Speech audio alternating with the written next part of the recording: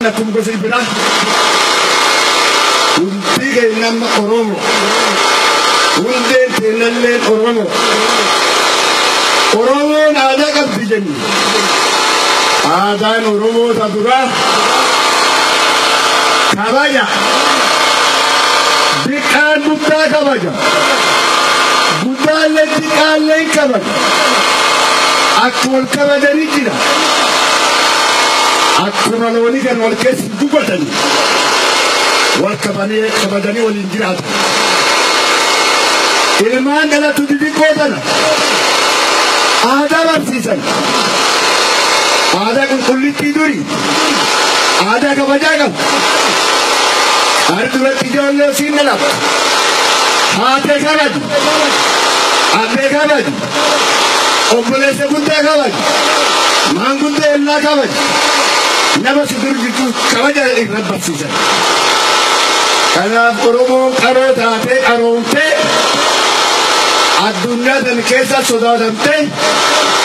sodaasiin addunyaa keessa sodaatamte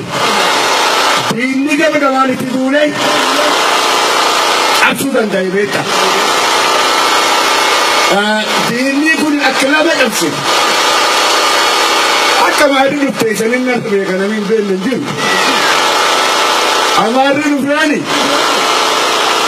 औरों तब सुगनासी कबाते रहे तुझे औरों तब सोमले कबाते डिफाइन लेवल तक काटते हैं वच्ची के शरीर में रुंदा तो को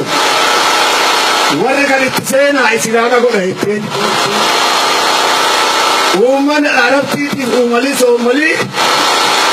अमंती नो तुझे hero nuti dure amantu arabin duba nuti duke somali ne baru din nuti duke amanti den ballesani kafinu rajaran la duba nami man sa afsani kofi tijaratan rafu man bande ti warga masjirut de kolso atiga masjirut Komuniti warga masih jiru, acing jene, ukarun tante, jalan macam itu, kira di tante, oromo walarku dongman, ani gontang kuni, gafa nama walaga jalan arge, sakarunga, kailuana kita walaga jalan. Kuda ko kese intanti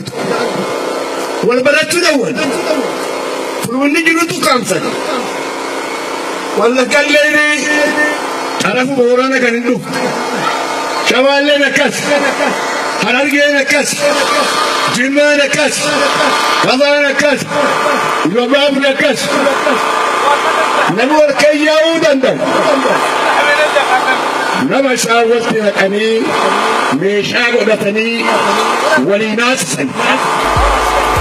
oromoon kan keessa warra meeshaa godhattee yeera naanaatuu hin qabdu warra meeshaa godhattee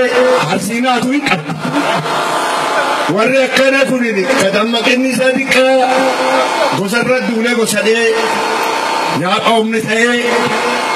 dooyaa nyaaphaa ta'ee uummanni akkamitti uffata uummanni eessa bobbaafata uummanni maal qaba qawwee qaba qawwee sana kan uummanni qabu sidaama deemanii malee sidaamtii dhuftee irra guurti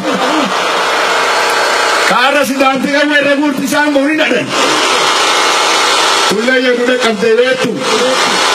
kanallee argine beektu tulaan itti iyyatan hin jirtu namni itti hubatan hin jiru namni sila itti hubatan qabsiilanuu jiru kana